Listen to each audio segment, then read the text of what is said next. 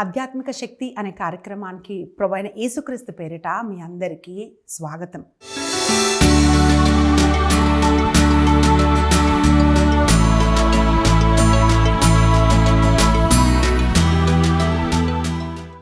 లెమువేలు తల్లి రాజైన లెమువేలుకి చెప్తున్న సూక్తులని మనం ధ్యానిస్తున్నాం ప్రియులారా.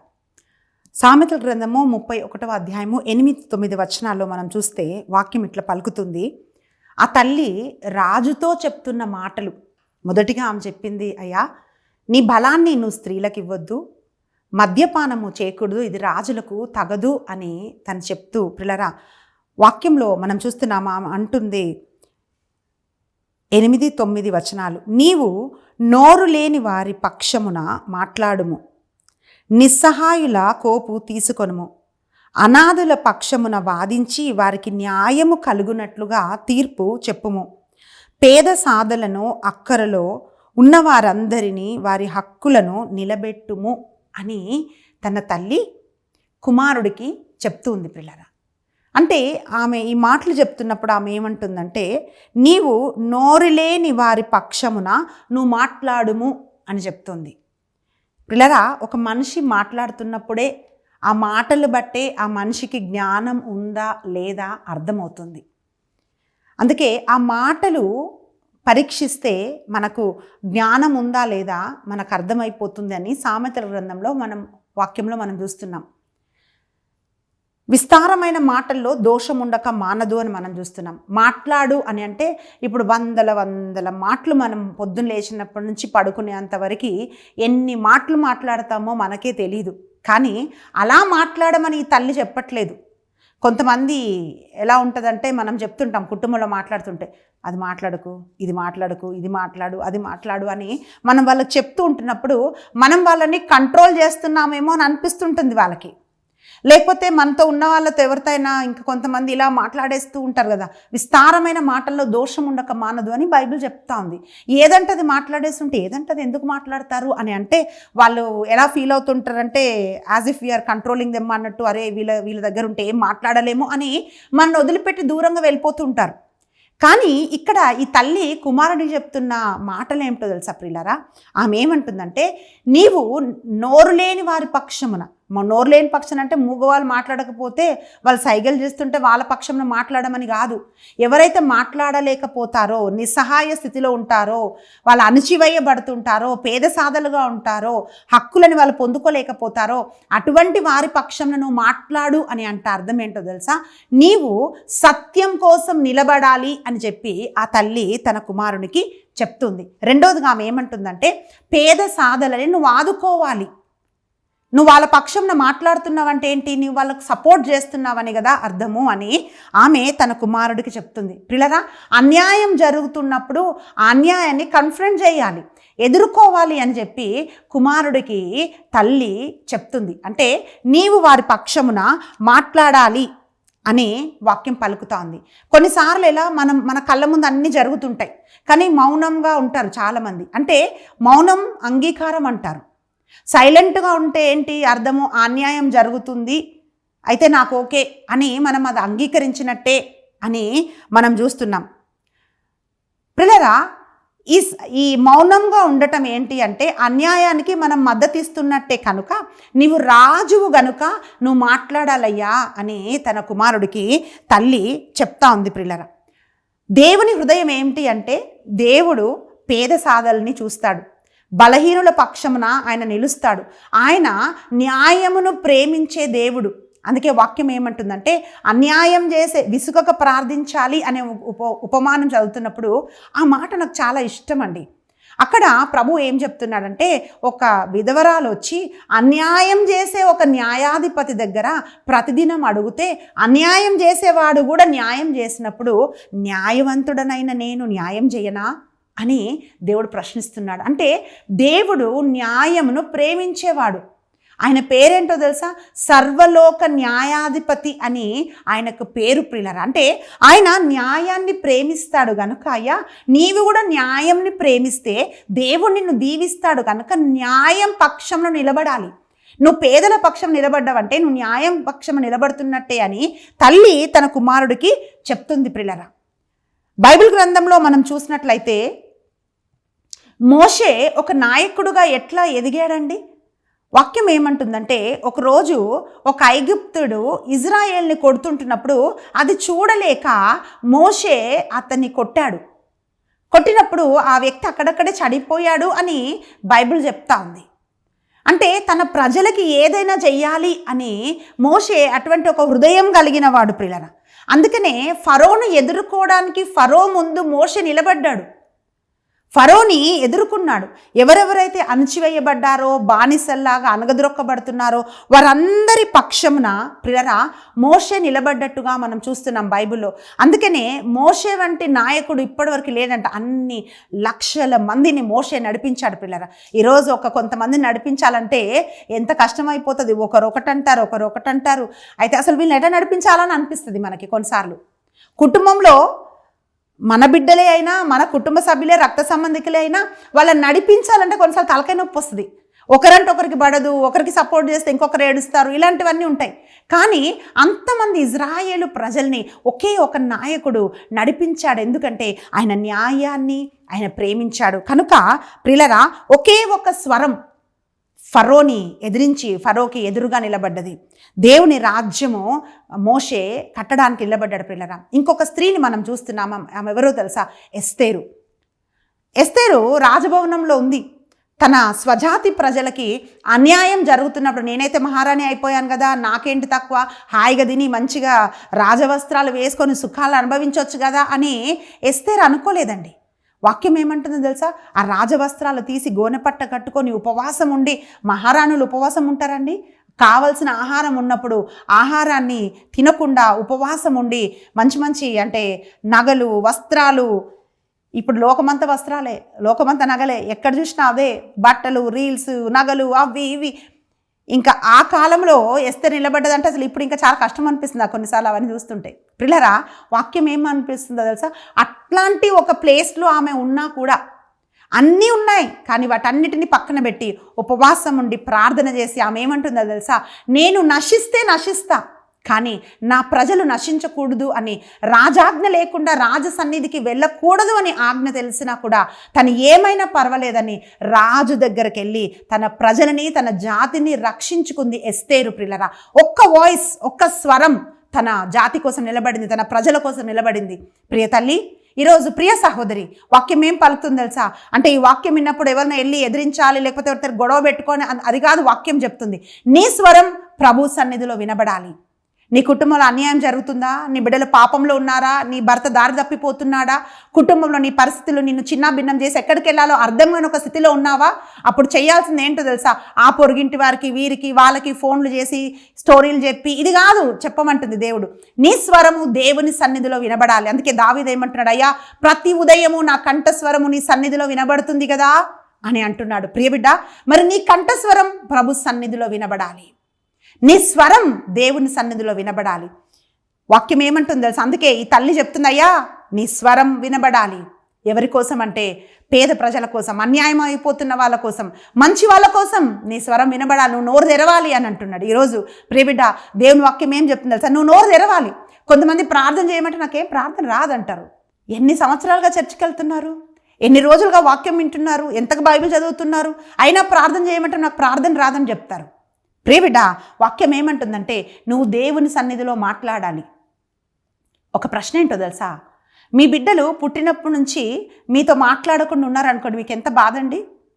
కొన్నిసార్లు కొంతమంది ప్రేయర్ రిక్వెస్ట్ ఇస్తుంటారు, ప్లీజ్ అమ్మా ప్రేయర్ చేయండి, మా పిల్లలు అసలు మాతో సరిగా మాట్లాడరు. ఎందుకు మాట్లాడరు అని అంటే పిల్లలు మాట్లాడకపోతే తల్లిదండ్రులు తట్టుకోలేరు.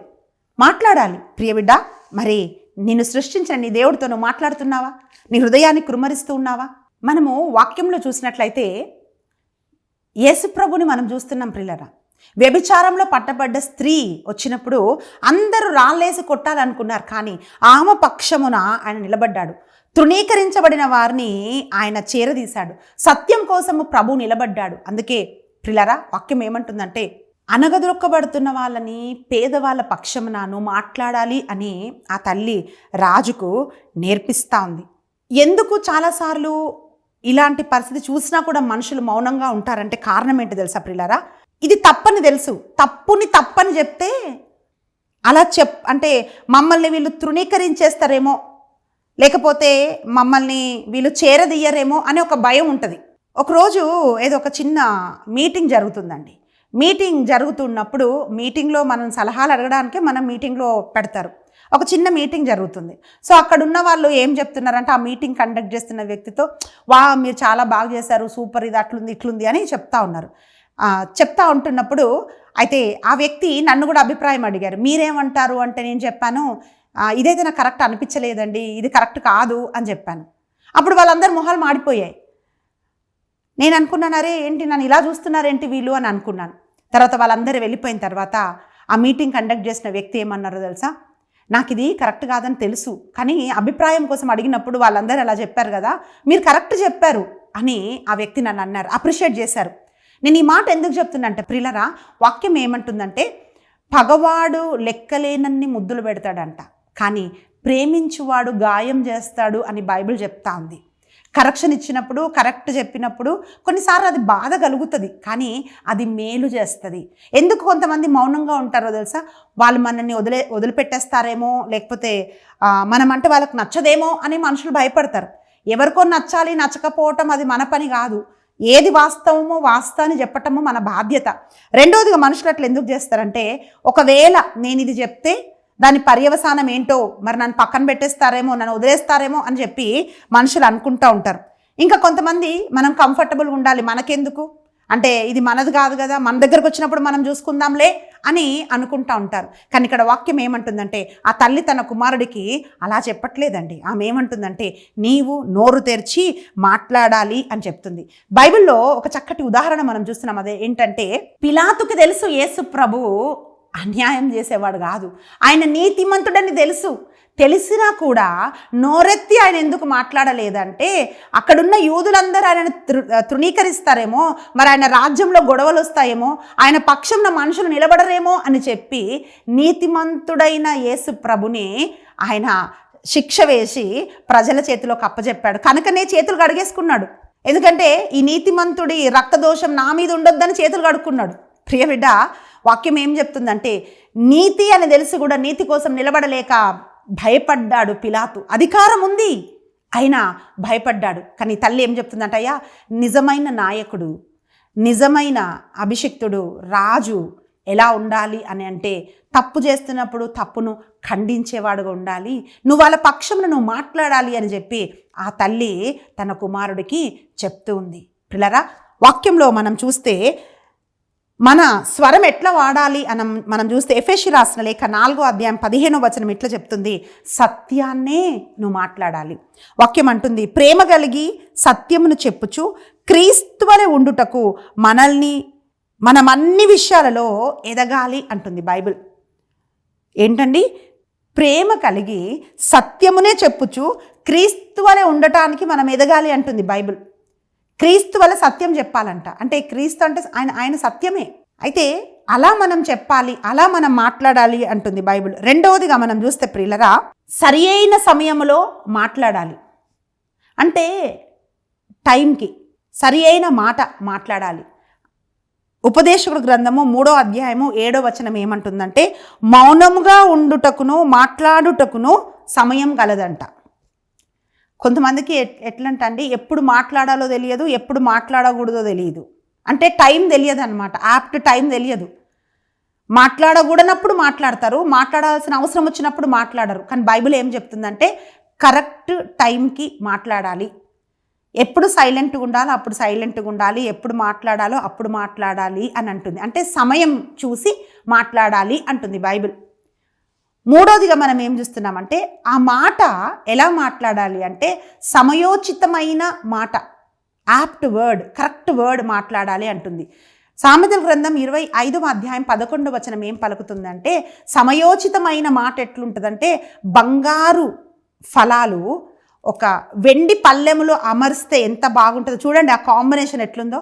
ఒక సిల్వర్ ప్లేట్లో గోల్డెన్ యాపిల్స్ అంట, ఆ కలర్ చూడండి, తెల్లగా వెండి మెరుస్తూ ఉంటే ఆ పైన బంగారపు వర్ణంలో ఆ పండ్లన్నీ అలంకరిస్తే చూడ్డానికి కళ్ళకి ఎంత బాగుంటుందండి.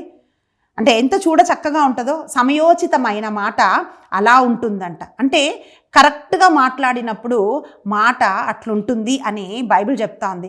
కొంతమందికి ఎట్లంటండి, ఎప్పుడు ఏం మాట్లాడాలో తెలీదు, ఎవరి ముందు ఏం మాట్లాడాలో తెలీదు, అది చిన్ననా పెద్దనా తెలీదు, ఎక్కడ పడితే అక్కడ ఏదంటే అది నోటి మాటలు మాట్లాడేస్తూ ఉంటారు. కాదు ప్రియులారా, అందుకే రాజులు మాట్లాడినట్లుగా మాట్లాడాలంట. కొన్నిసార్లు మనుషులు గౌరవం ఎందుకు కోల్పోతారో తెలుసా అండి? వాళ్ళు సరిగ్గా మాట్లాడరు కాబట్టి మనుషులు వాళ్ళ మాటకి వాళ్ళకి రెస్పెక్ట్ చేయరు, అంటే గౌరవించరు వాళ్ళు. ఎందుకంటే వాళ్ళు ఏం మాట్లాడితే వాళ్ళ మాటకు విలువలేదు. మళ్ళీ ఏమంటారంటే మేము ఏం మాట్లాడినా మాకు విలువలేదు, మేము ఏం మాట్లాడినా వాళ్ళు వినరు అని ఎందుకంటారంటే అలా ఏదంటే అది మాట్లాడి విలువను కోల్పోతూ ఉంటారు. పిల్లరా, ఆ మాట కూడా ఎలా మాట్లాడాలి అంటే ధైర్యంతో మాట్లాడాలంట. ఇంతకుముందు మనం చూసాము ఎస్తేర్ ఎలా ధైర్యంగా మాట్లాడిందో, మోషే ఎట్లా ఫరోని ఎదుర్కొన్నాడో ధైర్యంగా, అలా ధైర్యంతో మాట్లాడాలి అని వాక్యం పలుకుతూ ఉంది. 5వదిగా మనం చూస్తే చివరిగా వాక్యం ఏమంటుందంటే ప్రియులారా, ప్రేమతో మాట్లాడాలంట.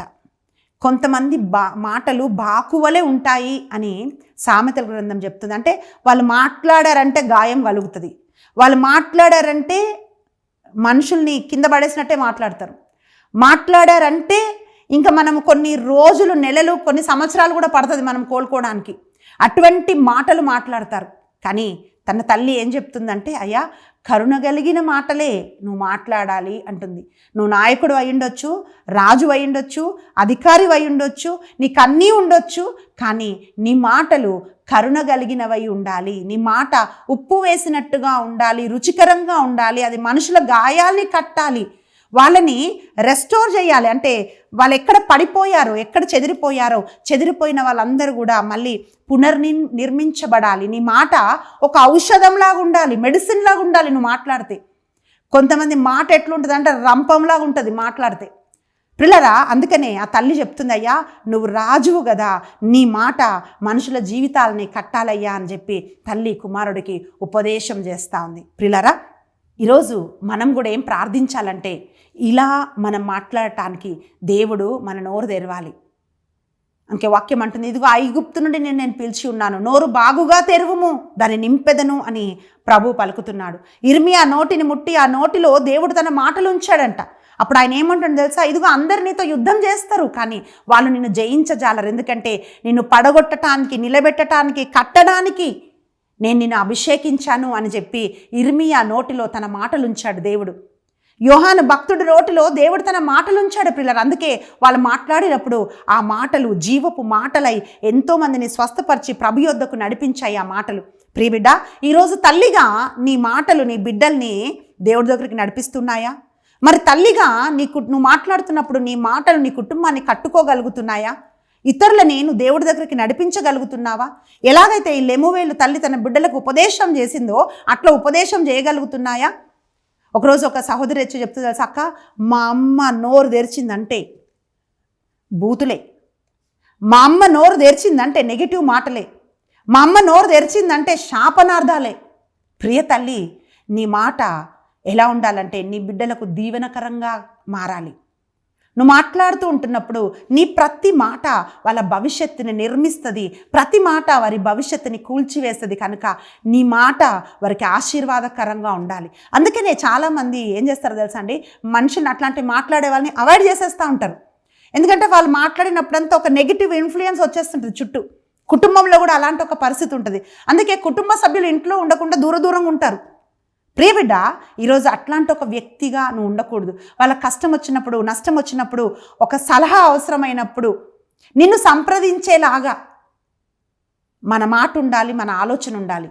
అలా ఒక తల్లిలాగా, భార్యలాగా, నువ్వు ఏ స్థానంలో దేవుడు నిన్ను ఒక స్త్రీలాగా పెట్టాడో అలా నువ్వు ఉండాలి. సంఘంలో కూడా మనుషులు నీ దగ్గరికి రావాలి, అక్క మా కోసం ప్రార్థిస్తారా, అమ్మ మా కోసం చూడండి ఇలా అయింది, మా ఇంట్లో కొంచెం మా కోసం ప్రార్థన చేస్తారని మనుషులు మనని అప్రోచ్ అవ్వగలగాలి. ప్రియులారా, అలా మన మాటలు ఉండాలి. అందుకే వాక్యం ఏం చెప్తుందంటే, ఈ లెమువేలు తల్లి తన కుమారుడికి ఉపదేశం చేసినట్లుగా ఉపదేశించదగిన స్త్రీగా, తల్లిగా దేవుడు మనని అభిషేకించాలని మనం ప్రార్థన చేయాలి. ఒక్కసారి నువ్వు ఆలోచించు. అదేంటంటే, నీ మాట ఎట్లుంది? నీ మాట ఉప్పేసినట్టుగుందా? సమయోచితమైన మాటలాగుందా? కరుణ కలిగిన మాటలాగుందా? మనుషుల్ని కట్టే మాటలాగుందా? ప్రేమ కలిగిన మాటలాగుందా? ప్రియబిడ్డ, అలా నీ మాట లేకపోతే నువ్వు ఈరోజు అడగాలి. అలా ఉన్నప్పుడే మన బిడ్డలు మనం చెప్తే మన మాట వింటారు. లేకపోతే నీ మాటను కొట్టివేసి ఎవరెవరో సలహాలు ఇస్తే వారి సలహాల కోసం వెళ్తారు. ప్రార్థిద్దాం, ప్రభా మనల్ని అభిషేకించండి అయ్యా అని మనం అడగాలి. ఎలా మాట్లాడాలో నేర్పించయ్యా అని చెప్పి మనం ప్రభు సన్నిధిలో మనం అడగాలి. అందుకే ఆయన ఏమంటున్నాడు తెలుసా, ఏ సమయంలో ఏం మాట్లాడాలో ఆ మాటలు నేను నీ నోట్లో పెడతానని దేవుడు అంటున్నాడు. ప్రియ బిడ్డ, మాట్లాడడం అంటే ఒక టాలెంట్ కాదు. అంటే కొంతమంది ఇలా అన్ని మాట్లాడేస్తారు, అది ఎవరికి ఉపయోగం కాదు. అంటే ఏమంటారు, చాలా చలాకిగా చాలా తెలివిగా, అది కాదు. నువ్వు దేవుని వాక్కుతో నువ్వు నింపబడినప్పుడు నీ ఒక్క మాట మనుషుల జీవితంలో ఇట్ మేక్స్ డిఫరెన్స్. మరియ తల్లి ఎలిజబెత్ అమ్మకి ఒక్క శుభవచనం చెప్పింది, ఆమె పరిశుద్ధాత్మతో నింపబడ్డది. ఈరోజు నువ్వు 100 మాటలు మాట్లాడాల్సిన అవసరం లేదు. ఒక చిన్న మాట, ఒక చిన్న దీవెన, ఒక చిన్న సలహా వాళ్ళ జీవితాలని మారుస్తుంది, మంచి దిశలోకి నడిపిస్తుంది. ఎలాగైతే ఈ లెమువేలు తల్లి గురించి ఇన్ని రోజులు అయిపోయినా బైబిల్ గ్రంథంలో ఆమె పేరు రాయబడి ఆమె గురించి మనం ధ్యానిస్తున్నట్లుగా ఒకానొక సమయం వాళ్ళ జీవితంలో వాళ్ళు మనల్ని జ్ఞాపకం చేసుకుంటారు. మా అమ్మ ఇలా నడిపించింది, ఒక సహోదరి నాకు ఈ మాట చెప్పింది, అందుకే నేను ఈరోజు ఈ స్థితిలో ఉన్నా, లేకపోతే నేను ఎప్పుడూ చనిపోయేదాన్ని అని మనుషులు నీ కొరకు సాక్ష్యం ఇస్తారు. కళ్ళు మూసుకుందాం, ప్రార్థన చేద్దాం. స్తోత్రం నాయన, పరిశుద్ధాత్ముడన్న తండ్రి, నీకే వందనాలు, స్తుతులు, స్తోత్రాలు ప్రభా. లెమువేలు తల్లి ఆ రాజుకు చెప్తుందయ్యా, పేదల పక్షమున, దిక్కులేని వారి పక్షమున, మాట్లాడలేని వారి పక్షమున నువ్వు మాట్లాడము అని అంటుండగా ప్రభా, సత్యము మాట్లాడాలని ప్రభా ఆ తల్లి కుమారుడికి బోధిస్తుంది. నాయన నీకు స్తోత్రములు నా తండ్రి. అయ్యా ఈరోజు నాయన అయ్యా నీకు కలిగినటువంటి మాటలు మా నోటిలో పెట్టమని అడుగుతున్నాం తండ్రి, నీకు స్తోత్రములు ప్రభా. పరిశుద్ధాత్మ తండ్రి, దయగలిగిన మాటలు మాకు దయచేయమని అడుగుతున్నా నా తండ్రి, నీకు స్తోత్రములు ప్రభా. మేము మాట్లాడుతున్నప్పుడు మా మాటలు ఒక ఔషధంలా ఉండాలి ప్రభా, మనుషుల జీవితాలని, కుటుంబాలని కట్టాలి ప్రభా. సరి అయిన సలహా ఇచ్చి వారిని సరి అయిన దిశలోకి మేము నడిపించగలగాలి నా తండ్రి. నీ నామంలో మేము సాక్షులుగా జీవించాలి ప్రభా. ఈ వాక్యం వింటున్న ప్రతి ఒక్క తల్లిని, ప్రతి ఒక్క సహోదరిని ప్రభా, తల్లిగా, భార్యగా, సహోదరిగా, అయ్యా సేవకులుగా, సేవకురాలుగా ప్రభా, ఎవరెవరు ఏ స్థానాలలో నిలబడ్డారో నా తండ్రి నీకు వందనాలు ప్రభా. మాటల ద్వారా ప్రభా ఈరోజు ఎన్నో కొంపలు కూలిపోతున్నాయి నా తండ్రి, ఎన్నో సంబంధాలు విడిపోతున్నాయి నాయన. ఒక్కొక్కరికి ఎలా మాట్లాడాలో, ఎలా కుటుంబాలు కట్టుకోవాలో, ఎలా సంబంధాలు పునర్నిర్మించుకోవాలో కావలసిన అభిషేకాన్ని దయచేసి నడిపించమని యేసుక్రీస్తు బలమైన నామమున ప్రార్థించి అడిగి వేడుకుంటున్నాను తండ్రి, ఆమేన్. పిల్లరా, దయగల మాటతో దేవుడు మిమ్మల్ని అభిషేకించునుగాక. మీ మాట ఒక ఔషధంలాగా ఉండునుగాక. దేవుడు మిమ్మల్ని ప్రేమిస్తున్నాడు. God bless you.